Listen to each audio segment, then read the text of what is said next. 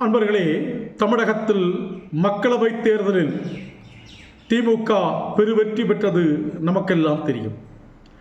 ஆனால் அவர்கள் வெற்றி பெற்றால் கூட அண்ணாமலை என்ற நபர் அவர்களுக்கு எந்த அளவுக்கு எதிர்ப்பை கொடுத்தார் என்பது தேர்தல் முடிந்தவுடன் திமுகவினர் நடந்து கொண்ட விதத்திலிருந்து தெரிய வந்தது. தேர்தல் நடக்கும் போதே ஆட்டை பிரியாணி வைப்போம் என்றெல்லாம் அண்ணாமலையை பேசி வந்தவர்கள் தேர்தல் முடிந்தவுடன் ஆட்டை நடு ரோட்டில் துடிதுடிக்க வெட்டி அதன் இரத்தத்தில் அண்ணாமலையின் படத்தை நனைய வைத்து தங்கள் தலிபானிச புத்தியை காட்டிக் கொண்டார்கள். இந்த அநாகரிகமான கொடூரமான நிகழ்வுக்கு தமிழகத்தைச் சேர்ந்த எந்த அரசியல்வாதியும் கண்டனம் தெரிவிக்கவில்லை. பகுத்தறிவுவாதி என்று கூறிக்கொள்ளுபவர்கள், மனிதநேய காவலர்கள் என்று கூறிக்கொள்ளுபவர்கள், சமூக நெறி காவலர்கள் என்று கூறிக்கொள்ளுபவர்கள், நாங்கள் காந்தியை பின்பற்றும் காந்தியவாதிகள் என்று கூறிக்கொள்பவர்கள் என்று யாருமே இதை கண்டிக்க முன்வரவில்லை. வட இந்திய சேனல்கள் இது குறித்து கடுமையாக விமர்சித்தன. வட இந்திய சேனல்கள் இதற்கு கண்டனம் தெரிவித்தன. ஆனால் தமிழகத்தில் இதை குறித்து பேச எந்த சேனலும் முன்வரவில்லை என்பது குறிப்பிடத்தக்கது. ஆனால் அண்ணாமலைக்கு ஆதரவாக வெளி மாநிலங்களைச் சேர்ந்தவர்கள் ஆவேசமாக தங்கள் கருத்துக்களை பதிவிட்டு வருகின்றார்கள்.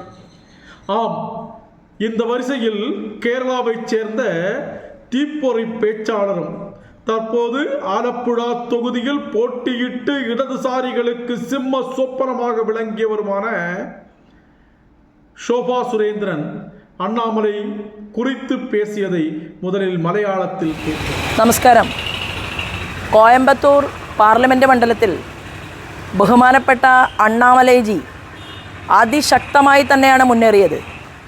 എന്നാൽ സനാതനധർമ്മത്തെ ഇകഴ്ത്തി കാണിക്കുകയും നാടിനെ നശിപ്പിക്കാൻ വേണ്ടി ഏത് ശക്തികളുമായി കൂട്ടുകൂടുകയും പണാധിപത്യം കൊണ്ട് ജനാധിപത്യത്തെ അട്ടിമറിക്കാൻ ശ്രമിക്കുകയും ചെയ്ത സ്റ്റാലിനും കൂട്ടരും തമിഴ്നാട്ടിൽ സാങ്കത്തികമായിട്ട് വിജയിച്ചിട്ടുണ്ടാകാം.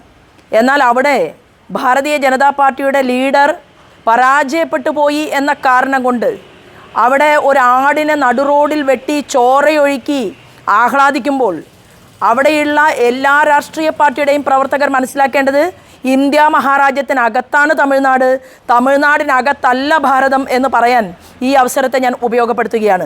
വരാൻ പോകുന്ന നാളുകളിൽ രാജ്യത്തിൻ്റെ ഭരണചക്രം തിരിക്കുന്ന പ്രധാനപ്പെട്ട ആളുകളിൽ ഒരാളായി അവിടെ നിന്ന് സാധാരണക്കാരൻ്റെ പ്രതിനിധിയായി കഷ്ടപ്പെട്ട് പഠിച്ച് അത്യധ്വാനം ചെയ്ത് IPS ഓഫീസറായി കടന്നു വന്ന് പിന്നീട് സ്വന്തം ജോലി തന്നെ ഈ രാജ്യത്തിൻ്റെ മുന്നിൽ ഉപേക്ഷിച്ച് മുഴുവൻ സമയ പൊതുപ്രവർത്തകനായിട്ട് മുന്നോട്ട് പോയിട്ടുള്ള അണ്ണാമലയ്ക്ക് പകരം വയ്ക്കാൻ ഒരു രാഷ്ട്രീയ നേതാവും എന്തായാലും തമിഴ്നാട്ടിൽ സ്റ്റാലിൻ്റെ പാർട്ടിയിൽ ഇല്ല എന്നുള്ളത് നാട് മുഴുവൻ മനസ്സിലാക്കുന്ന ഒരു സാഹചര്യം ഉണ്ടാകും എന്ന് മാത്രമേ ഈ അവസരത്തിൽ എനിക്ക് സൂചിപ്പിക്കാനുള്ളൂ. ஷோபா சுரேந்திரன் என்ன பேசியிருக்கிறார் தெரியுமா? கோயம்புத்தூர் பாராளுமன்ற தொகுதியில் மரியாதைக்குரிய அண்ணாமலைஜி சிறப்பாக முன்னேறினார். ஆனால் சனாதன தர்மத்தை தாழ்த்தி காட்டவும் தேசத்தை நாசமாக்கவும் எந்த சக்தியுடன் கூட்டு சேரவும் பணநாயகத்தால் ஜனநாயகத்தை தோற்கடிக்க முயலும் ஸ்டாலினும் அவரது கட்சியினரும் தமிழகத்தில் எண்ணிக்கை அடிப்படையில் வெற்றி பெற்றிருக்கலாம். ஆனால் அங்கு பாஜக தலைவர் தோற்றார் என்ற காரணத்தினால் ஒரு ஆட்டை நடு ரோட்டில் வெட்டி ரத்தத்தை ஊற்றி கொண்டாடும் போது அங்குள்ள எல்லா அரசியல் கட்சிகளின் தொண்டர்களும் புரிந்து கொள்ள வேண்டிய ஒன்று உள்ளது. இந்தியாவிற்கு உள்ளே தான் தமிழகம் இருக்கிறது, தமிழகத்திற்கு உள்ளே இந்தியா இல்லை என்று நான் கூற விரும்புகிறேன்.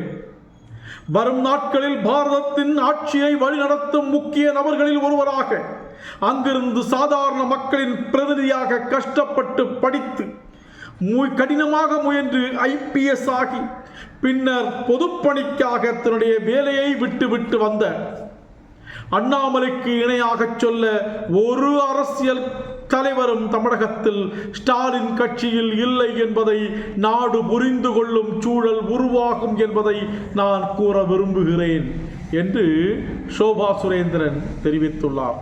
அற்புதமான கருத்து.